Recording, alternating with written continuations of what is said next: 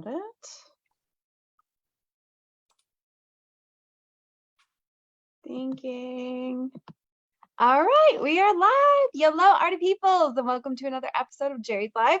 My name is Emmy Klein, and I'm your host this evening. And as you can see, we have Jimmy Leslie back with us today. Woo! Thank you so much for being with us. Of course. We always appreciate you and your shows. It's always packed full of inspiration and so much information. Good. And I'm looking forward to tonight's show. It's going to be a good one, guys. So before Jimmy Leslie jumps into his presentation, I just wanted to give you a quick reminder. Whatever he's showing you today is going to be available in the teacher's cart, which if you go to JerrysArtarama.com and type in today's class code, which is JL256. So if you type that in the search bar, the teacher's cart should come up, and then everything that he's going to be showing us will pop up there, so you guys can check it out that way. But without further ado, Jimmy, please take it over. Yeah, of course. Thank you so much. If you guys have not been to one of these Jerry's Lives with me before, my name is Jimmy Leslie. I'm the resident artist for Winsor and Newton and director of their Fine Art Collective education program. So I really love this topic tonight because I love gouache, and that's probably the first thing right there. What is gouache? We're going to get into that, and that's how you say it. At least how I say it is gouache. Some people, some of my British colleagues say gouache. Tomato, tomato. But we're going to get into this really fun medium. It's easy to set up. It's easy to clean up. That's one of the reasons I love it. And we're going to discuss its differences between watercolor and its similarities as well. So before we do that, let's take a look here. Obviously, we're at Jerry's tonight on this session. So you can check them out on Instagram at JerrysArtarama. Really fun stuff there. Always tons of information about a lot of different art materials. We're going to be using Winsor and Newton Designers Gouache this evening. So at Winsor and Newton is where you can find that on Instagram. And again, all sorts of great videos and things there. And then the education program that I run for the brand is the Fine Art Collective North America. So that's at TFACNA. And we do live streams there as well and mini demos. So you can give us a follow there, take a screenshot of this right now, or maybe if you want to put it in the chat, you can do that. And then there's also me, Jimmy Leslie Art. I do a ton of gouache, so you can see all sorts of time lapses and things like that on my feed. But let's get right into it. And what I'm going to do is I'm going to start painting right away. Now, I have a lot of things to show you. I've got paintings, I've got sketchbooks, I've got all sorts of things. And I'm going to make a recreation of this painting right here. Now, truth be told, this is not a painting. This is a copy of the painting, but it's a really faithful reproduction because I just sold this painting recently. Congratulations. Right, that's good stuff. But, it's also one of those things right after we decided to do this episode and I decided on this image, it sold. And I said, okay, well, I'll send it to you after this date. And they were like, it's for a present. So I said, okay. So nonetheless, this is a super faithful reproduction. And I've actually got another slightly different version of it right here. So we're going to reproduce that. And I'm also going to show you my reference photo for that in a little bit. But again, let's get some color down. And then we will do it and show you some more fun stuff related to gouache. So what I'm going to do is put down permanent white is what I have right here. So I'm going to put that on my palette. And let's start talking about gouache and its similarities and differences to watercolor right now. I'm going to also put down yellow ochre. Most of you will know that from probably whatever medium that you're used to working in, which is a cooler, earthy yellow. So gouache is an opaque watercolor, right? It's an opaque watercolor. So it is watercolor in every sense. It's gum Arabic based. And if you don't know what that is, don't worry. Gum Arabic, and I'm going to put down some cadmium-free yellow right here. So this is a cadmium that mimics, or it's a color that mimics true, genuine cadmium without the heavy metal component in it. So I'm going to put that out as a warmer yellow. Gum Arabic is a resin. It comes from a tree. It's a sticky, gummy resin that comes from a tree. So it's the stuff that holds the paint to the surface. Otherwise, you would just have your pigmented, your powder, which is what your pigment is. And we're going to put down some cobalt blue right here. It's going to be a nice deep blue. So that same binder is in watercolor. Now, just to give you some sort of, another comparison, when we're talking about acrylic, our binder instead of gum arabic is an acrylic polymer in the plastics family. If we were talking about oil paint, I'm just putting out some cerulean blue right here. And if in oil paint, we'd be talking about linseed oil. And I've got some cobalt turquoise light. And I'll get to these choices in a bit, why I have these colors on my palette. And then I've also got some Venetian red, which if you're going to Venice, if you're going to Italy anytime, you gotta have Venetian red in your palette for sure. So I'm going to put a little bit of that down. I might sneak another red in there. We'll see how things go. And I'm going to put a little bit of jet black down here as well. Now, a lot of people will mix black from several colors, and you can certainly do that. But one of the reasons I'm using some black on there is because, let's double check here. 3, 4, 5, 6, 7, 8 colors on the palette. Now, I like to do a lot of plein air painting. I like to get out there and I like to work quickly. And if you have tons and tons of colors on your palette, when you go out to plein air paint, you got so many choices to make, and that can really be difficult and slow down the process. It can also slow down the process if you only have about 55 minutes to paint. So I'm going to jump right into it, and we'll get into more of our similarities and differences. So I'm going to push these colors up and out of the way here, and I'm going to bring my watercolor paper in here, and I've got it taped out here. Now, this is an interesting question I had recently from someone. I'm going to put my little palette right there. This is just a plexi palette, and please remember, any questions that you have, nothing is off limits at all. Obviously we want to keep it to the subject of gouache, but I as Emmy said, I want you to walk away inspired to play with gouache and to create. So any questions you have, if you see something come up in the chat, Emmy, as usual, just interrupt me at any point, and that's totally fine. I actually already have a couple questions. Oh, well, shoot, as I start putting down some color, and then we'll get into it. Yeah, definitely. Somebody was asking, do you ever use masking fluid in your artwork? No, I don't. And it's not for any particular, well, I guess it is a particular reason. So I don't, and I'm just mixing up a little bit of cerulean blue right here with my permanent white. And I want to block in, and then I'll get to that question. I want to block in this area of the sky here. And I have a ground I'll get to, this red ground, and I've just got it sketched out with colored pencil. And I'm just going to kind of really quickly, very quickly drop in that shape. I'm going to adjust probably the values and the colors, of course, but I just kind of want to get that in there. I like to work really super loose. That is my goal in my work. I come from an academic background as a painter, and working in grad school in the style of academies and things like that, kind of very rigid. And I think I've spent my whole adult life as a painter moving away from that. And for me, I feel like the shapes that I get with masking fluid is a little too graphic for my liking, but maybe that's also just how I'm using it as well too. So it's a good question. There's no reason you shouldn't use it and try it. It can be a wonderful thing to use, a wonderful tool. So I've got a red ground down here, and you're going to notice in the painting that I'm recreating here, you're going to notice bits of red that's popping through here.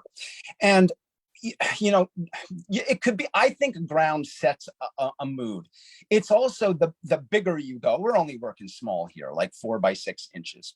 But the bigger you go, the more that giant white canvas or piece of paper can, for me, stare me in the face and say, hey, Jimmy, you've got a really good shot at failing with this.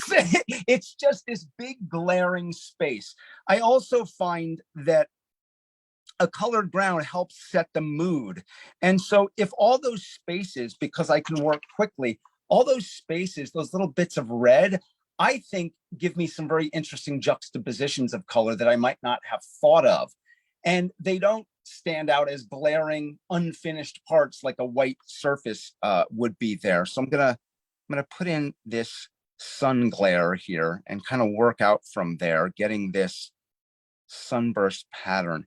And I'm using a pretty big brush here. Actually, I have two flat brushes. These are the Winsor and Newton professional synthetic sable brushes. So if you want a synthetic alternative to a natural hair sable, this is a good choice. This is a 1/2 inch that I have right here. And I actually thought that's what I picked up. I actually picked up a 3/4 inch flat right here.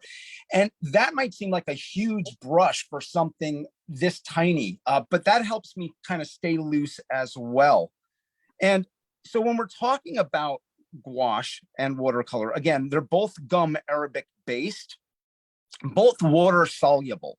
So meaning when you have a watercolor painting or you have a gouache painting, if you get any area wet, it's going to reconstitute, right? Unlike something like acrylic, right? When acrylic is water soluble while wet, but as it dries, it becomes permanent. In any water, if you go out in a rainstorm, you know, obviously you don't want to do that with your paintings, but if you did, you're gonna be okay in that quick dash to the car or something like that. With watercolor, with gouache, you absolutely do not want to do that. Now I'm taking some cobalt blue here, mixing it with my cadmium-free yellow, and then I'm adding in a little bit of Venetian red. I want to get a deep, earthy green, and I'm just going to block in these shapes right here. Now, one of the things that happens with gouache, and this is something that I'm always careful, very, very careful to share with people, is that gouache is different from watercolor because watercolor feels quite transparent. Now, there are pigments that are opaque with watercolor, but the nature of how we lay watercolor down in these very washy, washy layers means that it ends up looking very, very opaque. Very transparent. And with gouache, when we make gouache at Winsor and Newton, what happens is we put as much pigment in as possible, a higher pigment to binder ratio than you have with watercolor. And that makes it very, very, very opaque. But the thing with that is if you get too thick with it, what can happen is you can get some cracking. And while this upper portion is drying, I want to show you something that I have right here. So this is a section of a gouache painting that I cut out of a larger painting.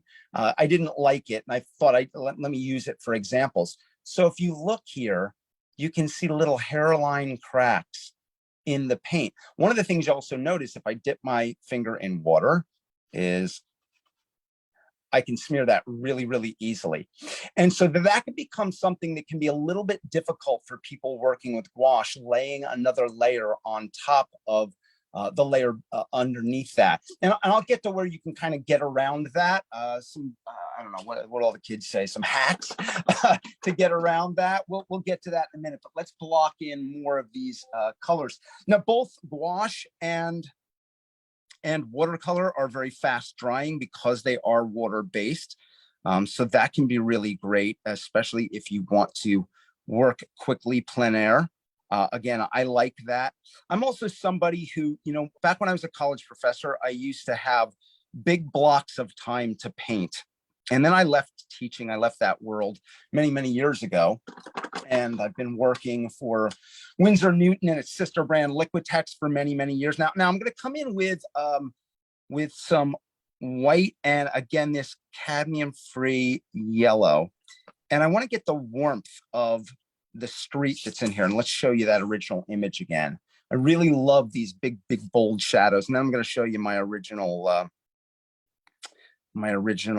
reference photo in just a bit as well. Notice I'm still using a big brush at this moment for blocking in these areas. So, I'm always thinking, how can I work general to specific. Get big ideas down first and then worry about all the details. So it's about trying to cover this very, very quickly so that I can start to make relationships between all these colors that I put down. So again, you just don't want to make sure with gouache that you don't get thick in the same impasto brush strokes that you might use with, with things like acrylic or oil. It doesn't love that. Any other questions right now while we're... Actually, that statement that you just said leads right into one of the questions when you were saying, how do you prevent cracking? Yeah. So you said to just make sure that your brush strokes, the layers that you're laying down are on the thinner side, right? Right. Yeah, exactly. You don't want it very, very thick like a, like acrylic or oil. But here's the other thing I would say about that. And this is something that you can kind of do in your studio. I'm always telling people, and we're just going to let that dry while I explain this to you. One of the things I'm always telling people is that as artists, we often go into our studios and we just start working, right? Because if you have studio time, you want to make art. But I think sometimes I go into my studio, and that's, by the way, that's where I am. I'm in my studio, which is behind my house in New Jersey. So I don't think I mentioned that before. Sometimes I come out here and I'm just not in the mood to work. So that's where sometimes I will just start mixing colors, and I'll start playing with colors that maybe I haven't used in quite a while and just shake up my color sense. But the other thing you could do if you're newer to gouache that I would suggest is take a scrap piece of watercolor paper. Now I'm working on a Winsor Newton 140-pound cold press paper right now, kind of in the middle between hot press, which is really smooth, and rough, as the name suggests, it is very rough. So the cold press is sort of a middle texture there. My point, though, is what I would do is take a little bit of your gouache and take some water on your brush, just a little bit, just a tiny bit, and lay out a swatch. And then do another one with a little bit more water, and another one with a little bit more water, and a little bit more, until you get transparent, almost like a watercolor. And let those dry and sort of bend that paper a little bit. And you'll kind of see when you've gotten too thick, because to say don't get too thick, what does that mean without a reference? So I think it's like to say, hey, it's kind of warm in my studio. That doesn't really mean anything unless I give you a temperature. So kind of think about how you might be able to do that. Let's lay in the rest of these shadows, and then I'm going to show you the reference photo because I think that's important. I'm going to come in here. I am going to take one other color. Wasn't on my list, but if you'll permit me, it's permanent rose. Permanent rose. Beautiful color, so we'll allow it. Okay, you'll allow it. Good. I don't have a ton of. We're keeping this limited, but it is a beauty. It is a beauty. And one of the things I'm going to show you in the painting, in the reference photo in just a moment. One of the things I'm going to show you is that I take liberty with colors. I like a very bold palette. And you can see when I first lay down my initial strokes of color, I'm quite wet, probably not as washy as watercolor. Gouache by its nature needs to be diluted, of course, watercolor as well. But again, it's kind of thick out of the tube. And maybe that's even a good thing for me to say that I didn't think about when we were talking about thickness. Don't use the thickness straight out of the tube. That's probably your starting point, and maybe that's what you should do in your little test. There is put out a chunk straight from the tube, a nice thick amount, and then you'll see that that'll probably have some cracking that will be undesirable. And then I can build up my layers because I know I want that sky to be lighter, so I'm just going to come in there and do a little bit more of that, and then I'm going to show you my reference photo. So this will help really get these shapes to pop out. And one of the things I trained first as a portrait painter in a very academic style, but later on and not that I don't ever do portraits, I do, but when I moved on from that, what I really like about landscapes is the latitude that you have, because these trees and the sun and the light, they move and they change. So even if you alter the shape a little bit from what we have right here, it's not going to matter. still going to read like a landscape. Probably the trickiest part of this is probably the car that I haven't touched. We'll get to that in a minute. Let me share my screen though. And just let me know when you see it, because sometimes I can't see you guys. Can you? Are we good? It's there now. Yeah. Awesome. Okay, everybody. So this is kind of funky. Here is my reference photo over on the left. And, you know, if you look at that, and I show you the original painting in a moment, you're going to notice that the car in the original painting is moved over to the right a little bit. The shadows I've moved over to the right a little bit. I liked the angle of, again, the painting that I'm working from, that I'm going to show you and that I'm recreating. The car felt a little too central in this one, in my photo reference. Now, oftentimes I will take a lot of photo references and my image will be a composite of all of them. So consider that when you're out and about. You know, also consider this tip. When I go to paint plein air, so if I'm going to paint on location, one of the first things I try to do is remember to take a reference photo, because guess what? Cars are going to move.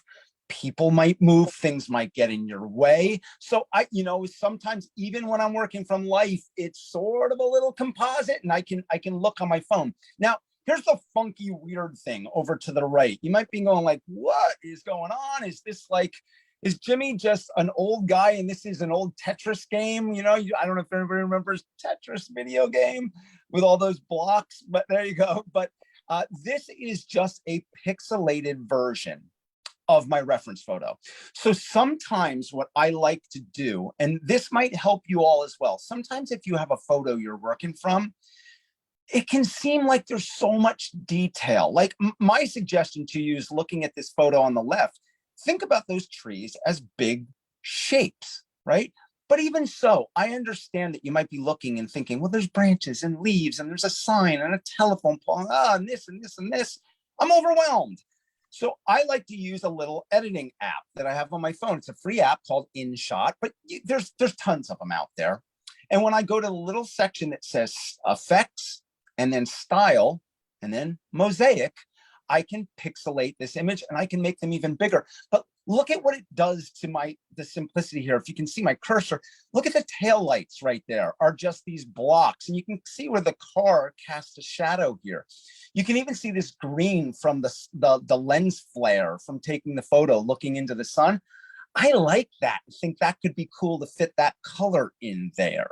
So think about, you know, playing with your photos and editing them. If you're going to work from a photograph, it can really help you simplify the scene and just see the concept of color, value, the darkness and lightness of the colors, and shape. So let's go back here now. So when we're looking at this again, right now, you know, another similarity between watercolor and gouache, of course, both can be used on watercolor paper. And I mentioned we're using a 140-pound cold press. But I want you to look at this. Basically, if we look at this section over here, our whole tree is a triangular shape right there, right? Don't get caught up on the little things. It's a big, giant triangular shape. If we kind of go like this, it's another big triangular shape there that kind of meet almost directly over the car, almost directly over the edge of the car. So I'm always looking for things like that that make sense, that can help me with my composition. Now, ways that gouache and watercolor are different. Well, you know, our gouache here come in tubes, where our watercolor can come in tubes, or it can also come in pans. And this is actually, I'm going to raise my camera up here a little bit and then we'll get back to painting. So if I come up here a little bit, this is my little go-to kind of kit. So in here, I can have this little, this is my go-to gouache. Well, I say gouache kit, but it's got other stuff in it. So I've got a little watercolor kit. I've got colored pencils in here, which you could use watercolor pencils. These happen to be, and you know, maybe I'll embellish with these a little bit. Let me get that up there so you can see that clearly.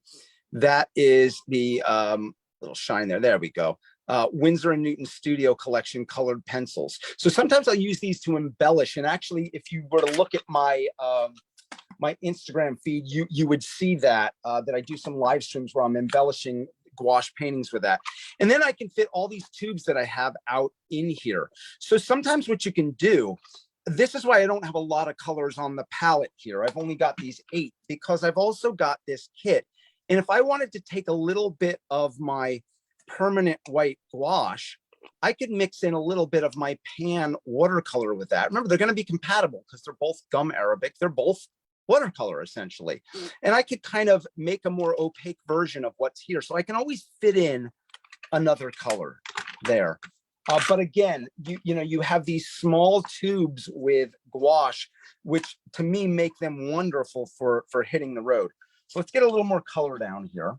Now, I have a question that I've gotten several times, and I got to make sure I ask you. Okay. What is that red ground that you started with? Oh, yeah. Okay.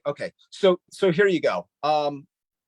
So the sister company to Winsor and Newton is Liquitex. We're sister companies. Liquitex only makes acrylic, where Winsor and Newton makes oil and watercolor and drawing materials, and of course gouache and acrylics as well. And I used a little bit of Naphtha Crimson on the unprimed watercolor paper. So that's going to make it, what you'll notice when you first lay down gouache with that, if you were to do that, if you were to put an acrylic color down first, you would notice that it makes it a little bit more impervious because you've already got something down there. But I like that because the color doesn't sink in right away, and it gives me a chance to kind of, really make some choices and not be beholden to them. And what you find as well is that the reason I do that is because this color, this acrylic, remember, is not going to re-wet.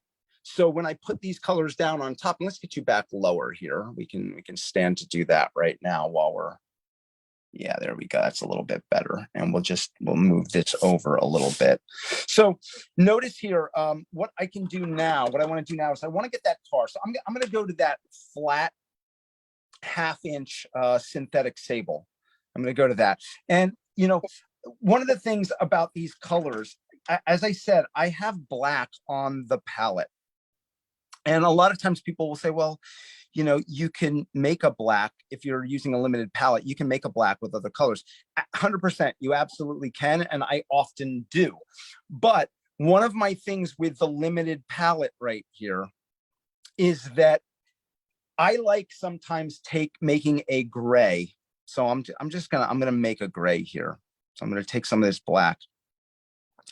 I like making a gray and making a muted version of that sometimes. So I'm going to take a little bit of that permanent rose, and I can actually get a really sort of gray violet right there, a really muted violet I can get right there.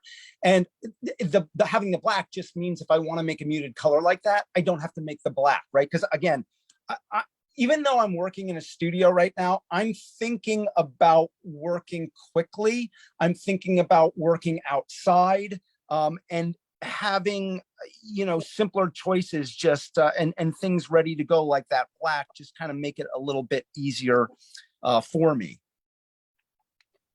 Now I have a quick question here. Because, we're wanting to paint in thin layers to avoid cracking. Is there like a level of too many thin layers that have built up to crack? No. That's a smart. Who asked that? Well, we should give credit to whoever asked that. That's a smart question. That was Ginger.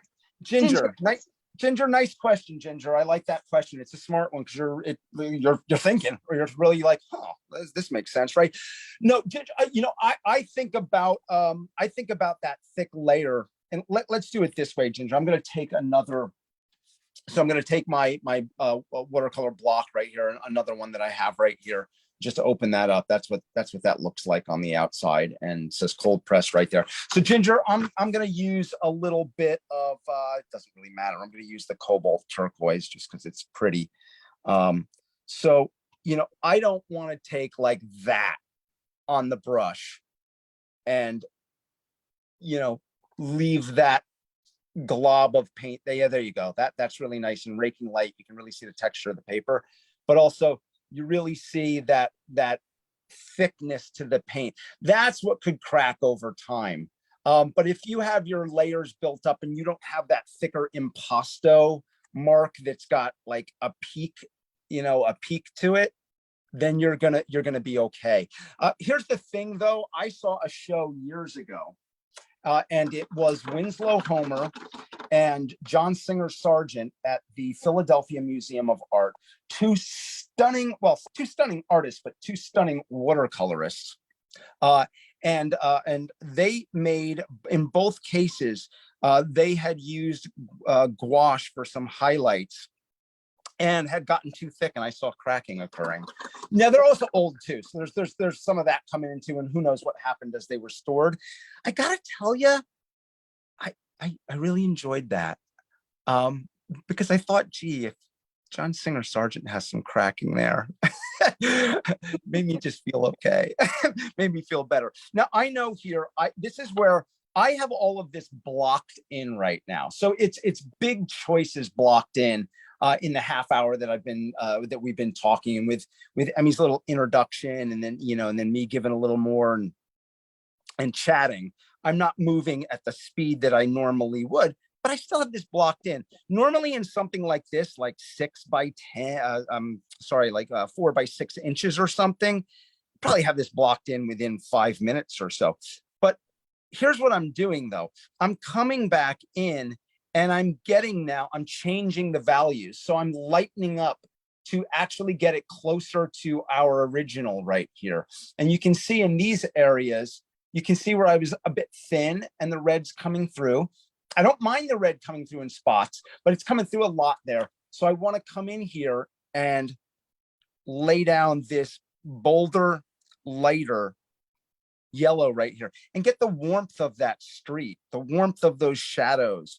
The reference photo for this was shot, I forget. It was summertime, but I can't remember when in the summer. It wasn't this year. It was last year. Probably around 6:30 p.m. or something like that. Sky was still fairly, the sun was still fairly high in the sky, but it was kind of bursting through those trees over there. So at the same time, I'm going to come back over here, and I want to get that sunburst a little bit more. So as it radiates out from that light spot, which I haven't made white, I still have a little yellow in there. Then I'm coming with a little bit more yellow. You can see I'm mixing in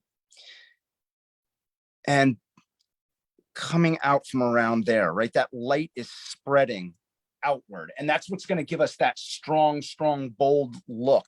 And as it does that, I'm going to take a little bit of the cobalt turquoise into this mixture and get a little bit more yellow and get a more yellow green, because that's what's happening here now. As we move out, the areas of the sun are making those areas closest to it warm and brighter green. So I want to just kind of work out from that radius right there. And if I take my brush, what I'll do sometimes, this is kind of jumping ahead a little bit, so there's probably some other things I want to do there, but sometimes what I'll do is I'll take my brush, just kind of dab it like that. Just dab it. That might have been too much. We'll see. And yeah, that's not bad. I can drag it like that, and we can get, and you can see here, even though this isn't the original painting, you can see where when I drag in a little bit of a more dry brush approach there by dabbing the brush, it picks up the texture of the paper, and we can get those rays sort of emanating out from there and give us that bold look. Now, one thing, when you want to get, if you have a vehicle in the painting, one of the things I always try to do is let's see, what's the best way to say this? I try not to paint the things that I see. Now, okay, now you might say, well, what the heck does that mean, Jimmy? What do you mean you try to not paint the things you see? Don't you want to paint the things you see? Well, what I mean by that, to clarify, is I want to not think about, well, how do I paint a car? And how do I paint a tree? How do I paint I try to think about everything as color, value, shape. Color, value, shape. And, even this shadow here is like a big triangular shape. And one of the artists I would say you should look at for that is look at Cezanne. go look at Cezanne paintings. Cezanne broke things down, and there's all sorts of quotes about that. But broke things down into triangles and spheres and cubes and such. And you know, and that's what you can do. So, you know, when I'm painting this car, which I have some yellow on there, out of that green, I want to get these bold areas here and get this to pop, and then we'll get back to the car. But when I do that, I'm thinking about that car as a shape. So if I come in here, I think to myself, I'm going to take a little bit of that black, and I'm going to take some of the violet that I already had. I don't want that black to be too dense. And again, I'll just kind of restate the back edge of the car as a rectangle, the window as a rectangle. The tires just come down. And what really makes it work as a car if you're painting a car in a street scene is getting that little bit of light that's just underneath right there. Can really, because if you don't have that, it makes it look like it's anchored to the ground. And here we're like, these are the kind of things I always say that we have in our collective consciousness. We all know and have looked at cars. We may not have all looked at cars and thought, oh, there's a shadow shape and there's light under it and there's this going on. Like, you know, not everybody does that like us artists, but we do have that collective consciousness. So when we get that right, it really makes sense. Now, the other thing about this, so gouache, the key hallmarks of gouache are that it dries very, very opaque and it dries very, very matte. What I love about that is that it is very easy to photograph gouache because of its matte nature. And it doesn't granulate like watercolor does. So that's kind of a bigger topic for another time, but granulation is you know, I'm sure Emmy's covered this in other live streams in the past, but granulation is when the pigments in a watercolor wash settle into the hollows of the paper, and it can create beautiful texture. And even though we're not getting thick, the thicker applications of gouache don't really let that happen. So I again get the texture by using a more dry brush and kind of a dragging brush stroke when I need it. And I can kind of make that happen. But at this point right here, this is becoming a fairly faithful representation of what we have there. We need to break up shape and form a little bit more. While this section dries, let me show you a few things here. So this was another version of this same scene. So when we look here, we can see in the finished version and the little bit that I have here, there's just a little bit of a sidewalk there and there. In this version, I'm just positioned a little bit different and I'm on the sidewalk. So it's really dropping back in space. And you can see the same thing up here where from the radius of the sun, all of this gets much more bold and some of that red is coming through there as well. And again, the periphery is where I have my darker area. So a very, very similar scene right there. A different scene I want to show you. And let me just grab a sip of water here. I always lose my voice in these things. This is similar in a sense, but different. So this was a gouache painting I made last summer. I was at a campsite and I saw these people in their, you know, folding camp chairs, and they had a little fire pit going over here in the bottom. There was a light because they had a camper in the background, but you really couldn't see the camper, and all these other lights were other people's campsites back there. So everything is very, very simplified. If you think about this scene, everything is simply blocks of color. And matter of fact, if I only show you this section right here, just this top, and if I said to you, that's a campsite, you'd be like, I guess if you say so, Jimmy, sure, it's a campsite, right? But when we come in here and we say, oh, okay, well, we have these people, we have the fire, we have the light. But I show you this because it's this concept, again, of the light, in this case, an actual, you know, physical light bulb on a camper radiating out from there. That could easily be the sun, though, that we have in our image right here. So I'm thinking about the same concept. So that's why, again, I don't think about how do I paint the sun? How do I paint the light on a camper? How do I paint a campfire? The campfire is doing the same thing. And I really love the boldness of these colors. Now, These are also called, so these are Winsor Newton designers gouache. And just a little bit so you know why that is. Well, pre-computers, which we're all on right now in this very moment, designers, artists, illustrators would use gouache. And again, they would use it because since it was very, very matte, again, they could easily photograph it. Because it dries, it's water-based, it would dry quickly, meaning, hey, I can meet deadlines very, very quickly. And because it was opaque, they could layer it over other layers like they would with oil paint, but not have the slow drying of oil paint. And here, you know, we sort of have a different version of this same kind of concept. This time, instead of the light from the camper, it is the sunlight, but this is actually a tree out next to my studio right here. And so it's coming through that sunlight in this winter scene here is coming through that tree. And again, I'm doing the same thing. I've got some of my brightest colors around there, but we also get light reflecting off of the snow onto the tree trunk here, but then the sunlight over here. So I'm always thinking light, dark, warm, cool. I'm always thinking about those different things. And you can see here, some down here of the textures that I have are, again, dragging a dry brush. This is not thick at all. This is just dragging a dry brush and also splattering some paint. I'm going to show you some more images, but let's get a little more painting done here as well. I have a couple of questions for you, though. Yep, please. As far as it goes with like layering gouache, do you have tips on not reactivating the underlying layer? And with that also, do you need to let the first layer dry before you can layer on top of it? Yeah, good question. Yeah, and let me just put a little more cerulean blue as I'm doing that. Yes, I would let that first layer dry. Otherwise, it is going to blend together. There might be a situation when you want to do that, though. So that's not a right nor wrong. But if it is what you're looking to do is layer over top, yeah, let that dry. And let me answer this a little bit more as I sort of do that. I want to, you know, when you have these colors, they're going to dry a bit darker. So I want to amp this up a little bit more and get my bolder color here.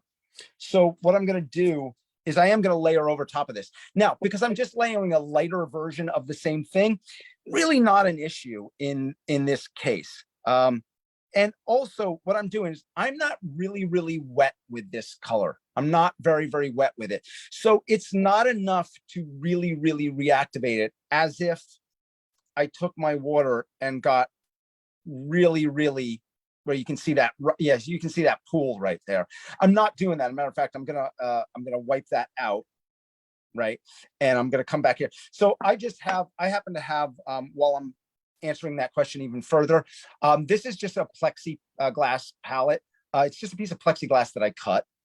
I'm sure Jerry's has some wonderful ones, but I just happened to cut that. And I painted the back of it white. I've had these for ages in my studio, just these little enamel. So I kind of use these for run over when I'm painting in the studio.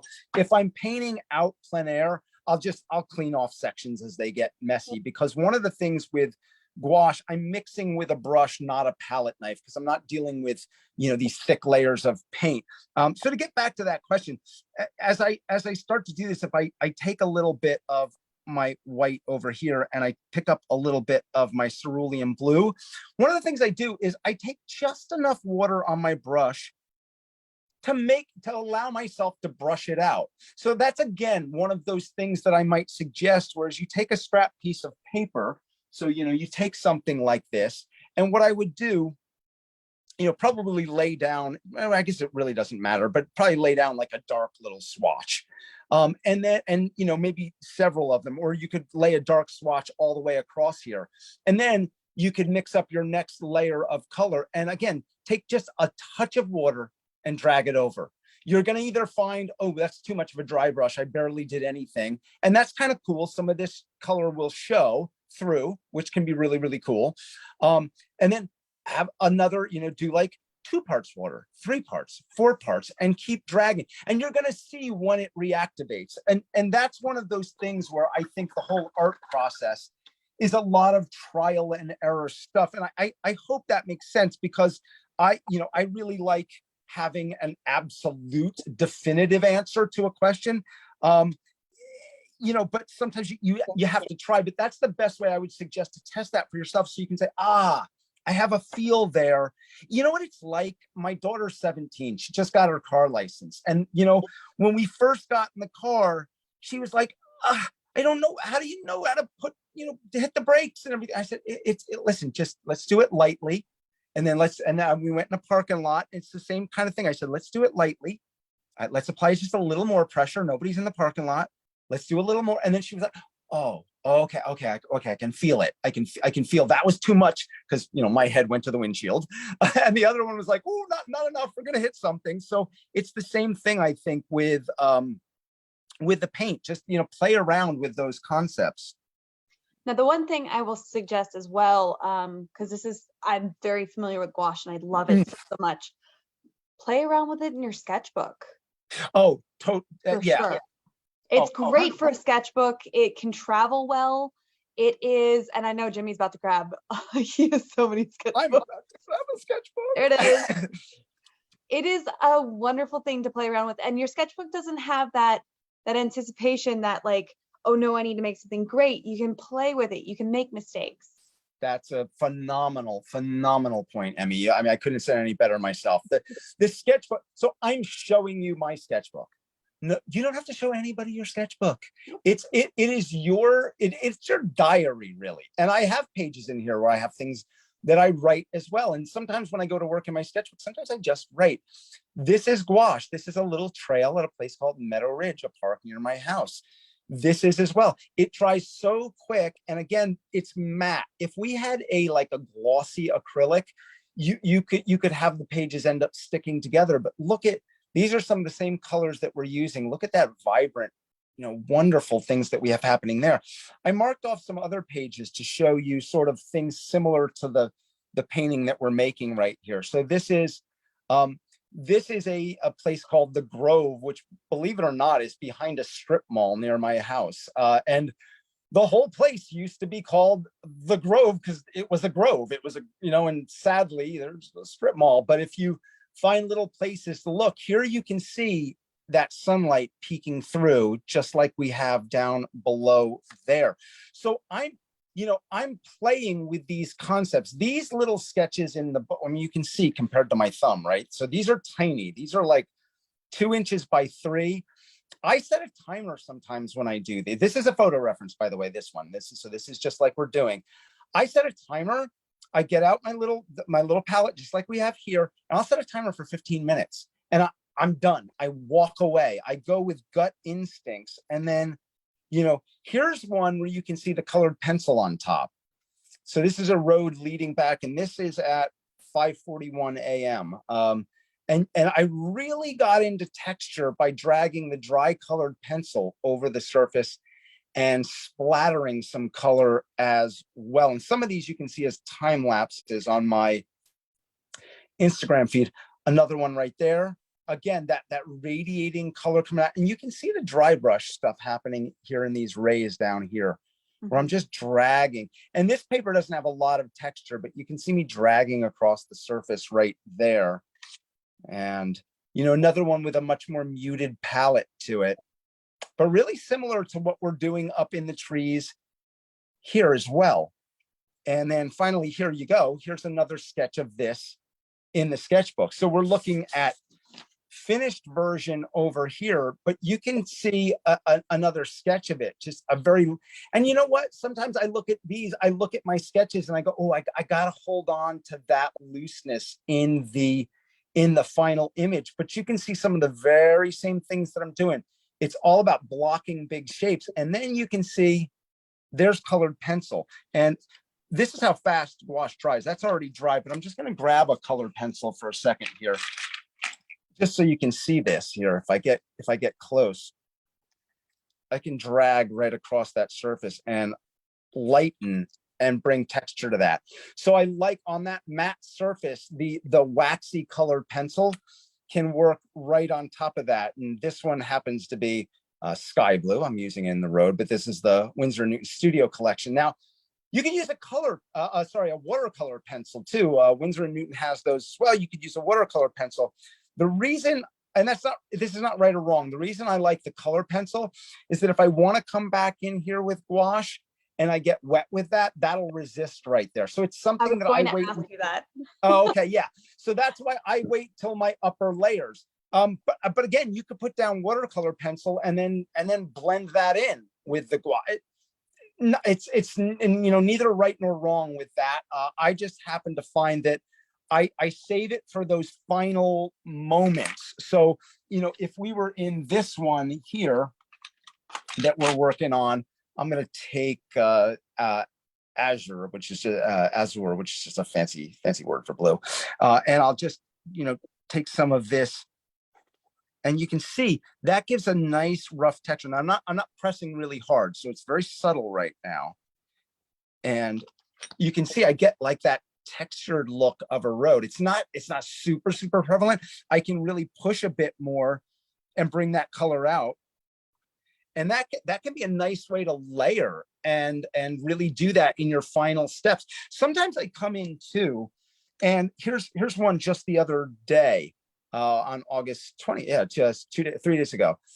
This was a little reference photo from a little kayaking trip I took down a creek near my house.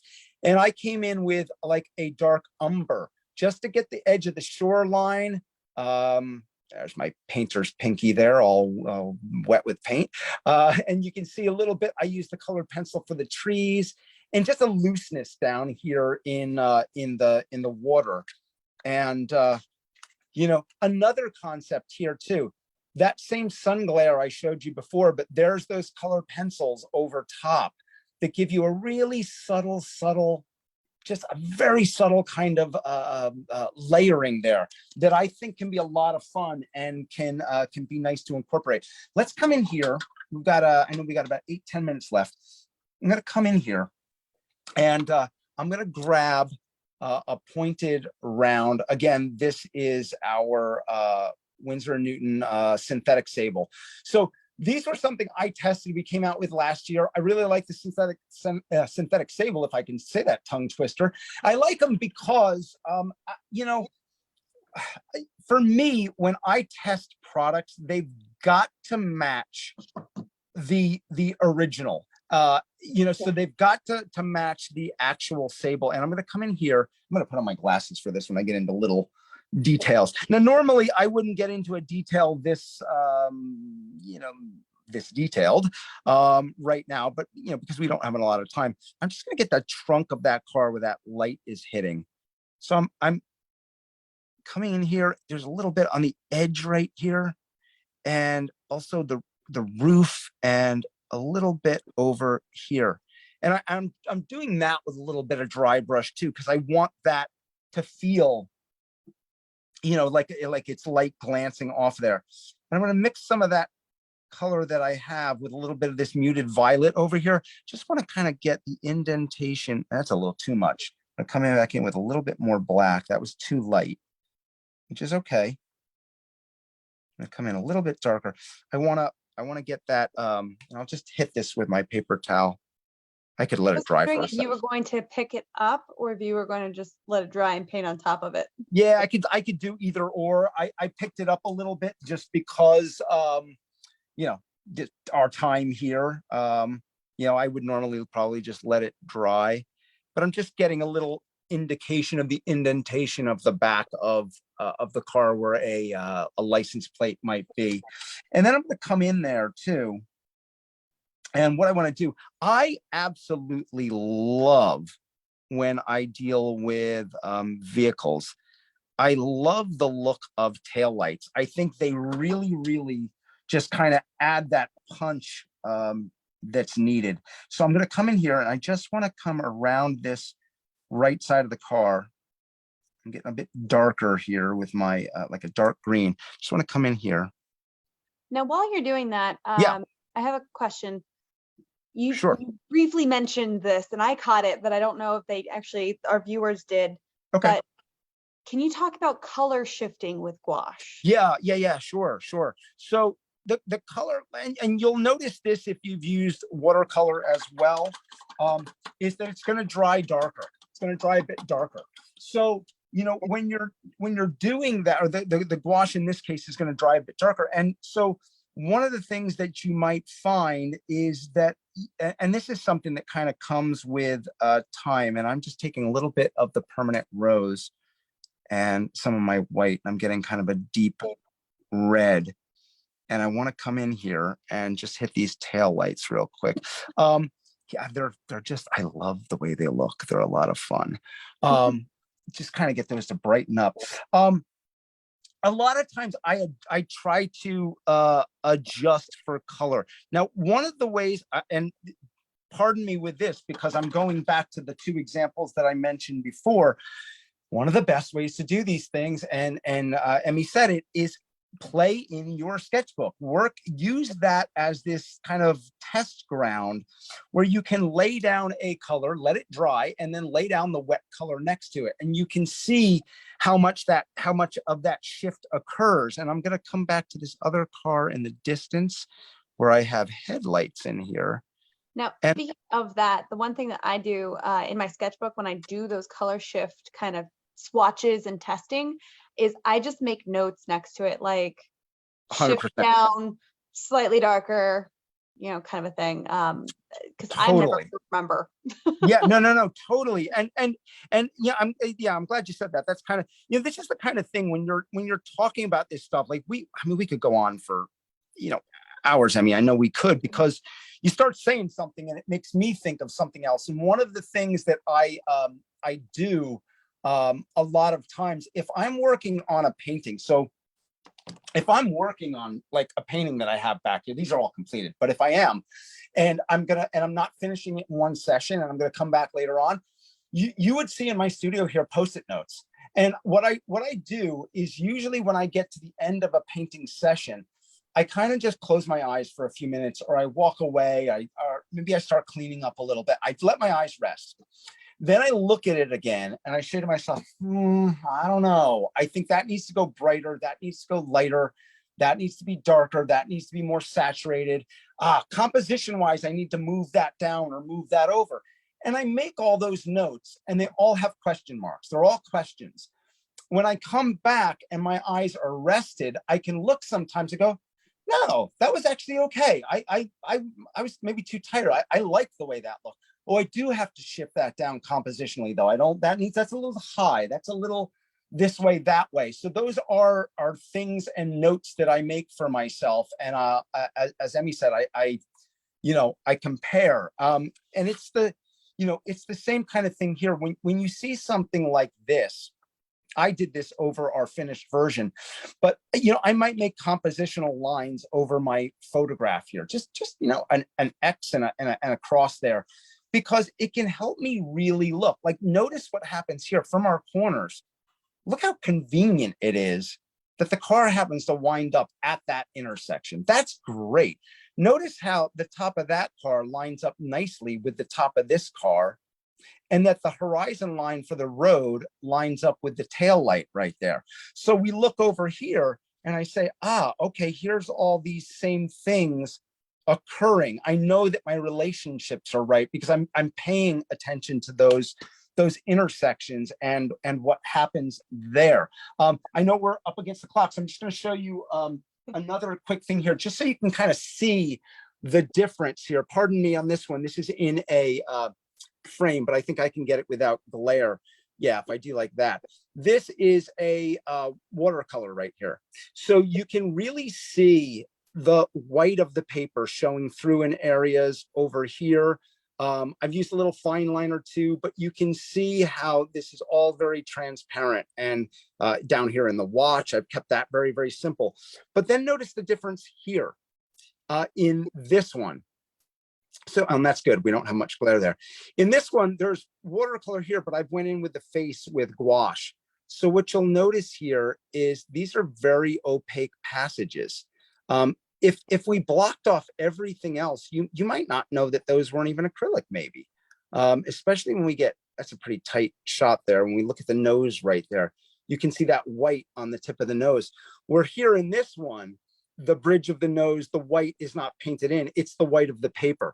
So when I'm working with watercolor, I'm and all those transparencies, I really have to think about my steps and what do I want to be my lightest areas. That doesn't mean with watercolors, I don't come back in with a little bit of gouache sometimes and hit a highlight in there. I can do that, but I have this kind of look here, which is different than this. Once again, not right, not wrong, just different. And as Emmy said, you know, here's watercolor in here as well. And you can see the transparency of this very same street scene here, where we have these very fluid washes, and the gouache itself is much different in those streaks of light. To finish up, this is a stage where I would feel where I always wanted my students to be at the end of a session. And I always said to them, I don't care about it being finished. I want it to always feel complete. So what I mean by this is that I've pretty much paid attention, the same amount of attention, to all areas of the painting. So I could really come back now and say, what's too dark, what's too light, what's too you know, this to that. I can make my comparisons because I have all these relationships right here. But the key things, though, again, that you want to really keep in mind with gouache, the biggest thing is keep in mind about that concept of getting too thick and that cracking. Practicing your sketchbook, as Emmy said, your little color shifts in there. Practice your color mixing in there. I can tell you times when I come out here, we put too much pressure on ourselves as artists that I'm in the studio, I better create something and it better be good. Sometimes just the act of mixing color, and I grab colors that I haven't used in a while sometimes. I do that and I'm like, oh, wow, look at that color mix right there. That was so cool. I got to find a place where to put that in a painting right now. And I get pumped up and I get excited. So last things last, because I don't want to keep things going over here. I will share once again that if you want to stay connected, you can do that right here. Of course, stay connected with JerrysArtarama on Instagram. Winsor and Newton is right there. I don't run the Winsor and Newton channel, the Instagram feed. I do run the Fine Art Collective, our education channel. So if you have any technical questions there, you can always ask me. If you're asking Emmy questions about any Winsor and Newton products, she'll reach out to me and go, hey, Jimmy, but she knows a ton herself anyway. So she's a great resource. And that's, of course, me, where you can see a lot of those things in my sketchbook. You can see time lapses of them. And they're amazing. Just if anybody wants to get inspired, just go over to his Instagram.